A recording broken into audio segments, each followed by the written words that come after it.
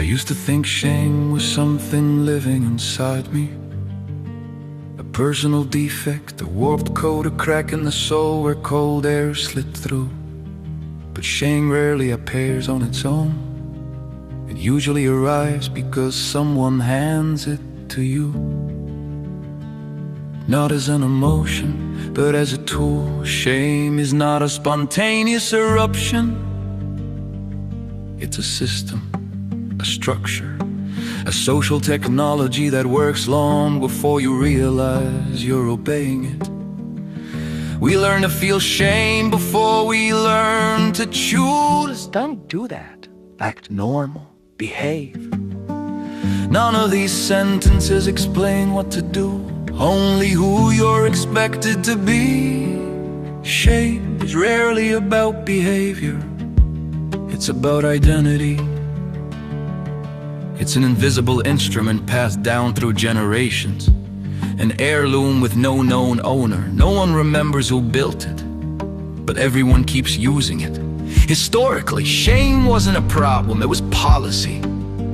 In medieval villages, people weren't fined for mistakes. They were placed on platforms in the town square, so the community could see what went wrong and how not to be.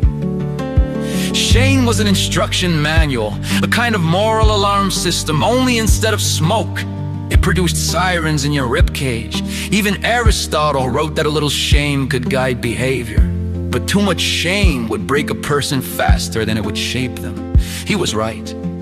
But we only quote philosophers when they fit nicely on Instagram. Today, we no longer have pillories, we have comment sections, we have family group chats, we have that one raised eyebrow that says, "Seriously, you?"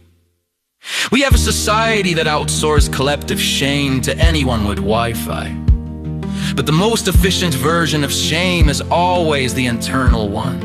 The shame you maintain yourself, polish, sharpen, keep beside the bed just in case someone gets too close.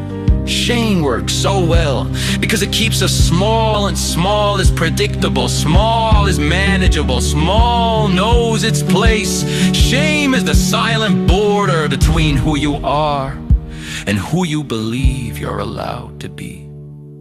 Most people use shame the way others use a toolbox for everything. About shame, ambition, shame, happiness, shame, being even slightly yourself, double shame with a lock on it. And we think we do this to ourselves, that it's our fault, our flaw, our failure. But shame is often not an inner voice, it's an echo, a repetition of someone who once said, "Act normal." You never stop to ask who benefited most from your obedience. The strange thing is this: shame only works in silence.